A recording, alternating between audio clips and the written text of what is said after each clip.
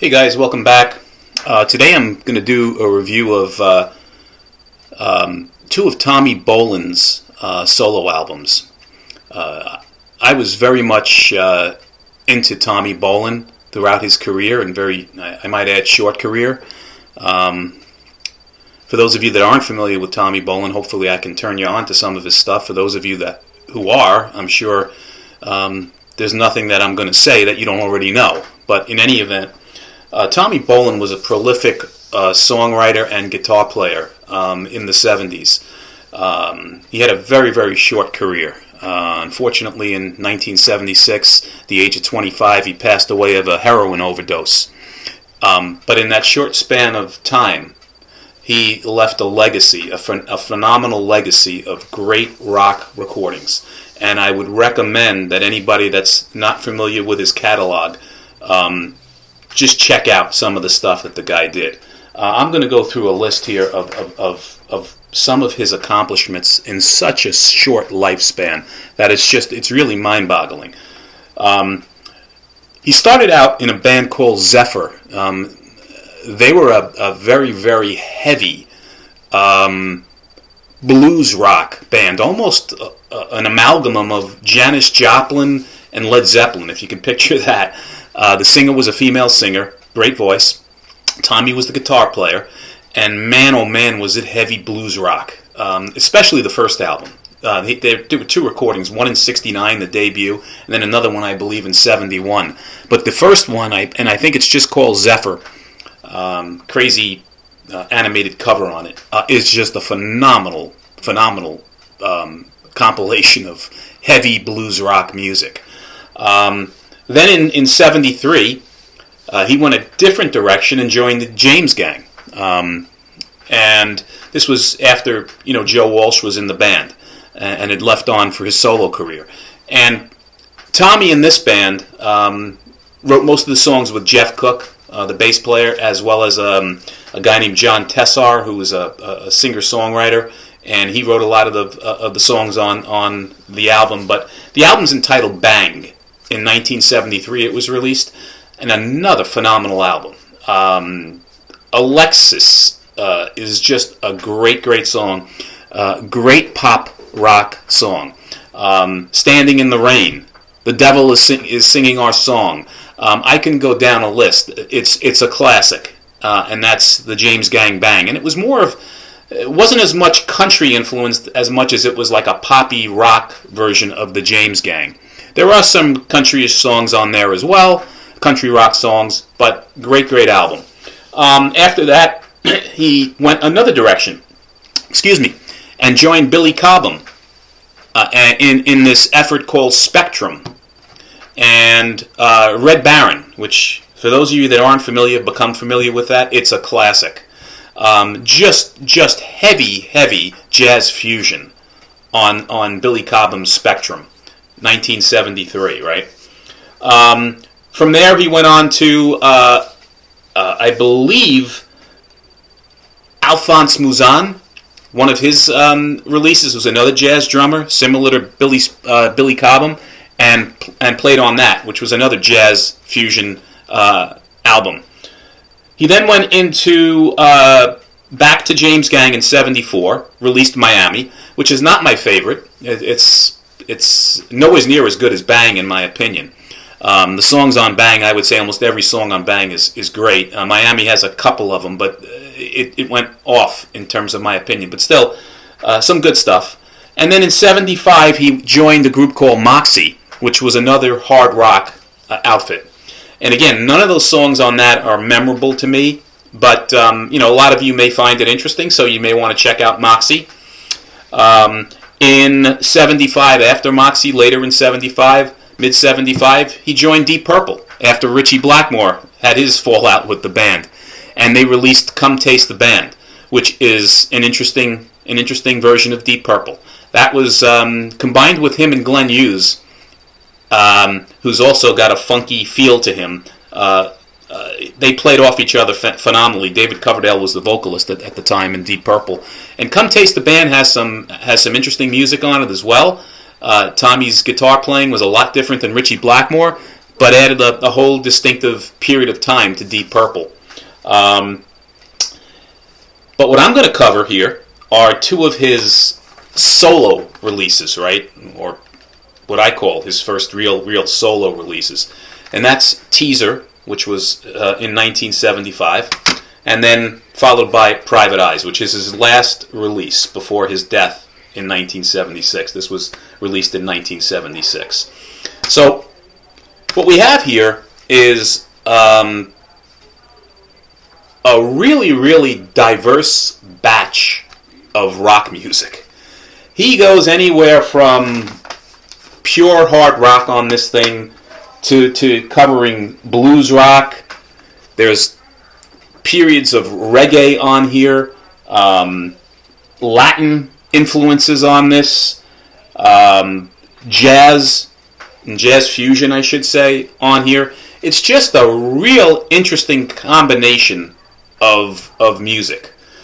And I don't know how well you can see this, if it's blurry or not, but the name of the CD is Teaser. And he plays with a really great bunch of musicians. So you've got David Foster on keyboards on here, Jan Hammer on synthesizer and keyboards, Jeff Porcaro of Toto fame plays on here, David Sanborn plays horns on this, Prairie Prince, the ex-drummer of the Tubes, appears on here, Narada Michael Walden, another phenomenal musician, is on here. And of course Phil Collins, who most of us all know, plays drums on a couple of tracks.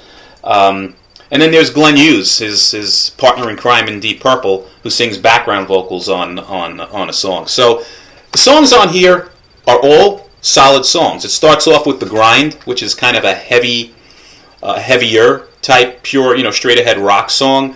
Then it goes into Homeward Strut, which is more of Tommy's, trademark funk rock approach, and then it bleeds right into Dreamer, which is one of the standouts on this release. It's a beautiful ballad with great harmonies, great melody, and Tommy's soloing throughout the song is just breathtaking. And Glenn Hughes sings background vocals on the song. Then we go into Savannah Woman, which is another Latin-fused type of a tune. Teaser, the title track, follows, and Teaser is just Tommy's trademark, echoplex, saturated guitar throughout the song. Really good song. People is the next song. That's excellent as well, and it's more of a reggae, almost a Bob Marley-ish type song. Really good. And we go into Marching Powder after that, which is an instrumental. So it's similar to Homeward Strut in that those two tracks, Homeward Strut and Marching Powder, are both instrumentals. And they're both in the same vein of being jazz fusion type songs, almost similar to what he did in Billy Cobham's Spectrum.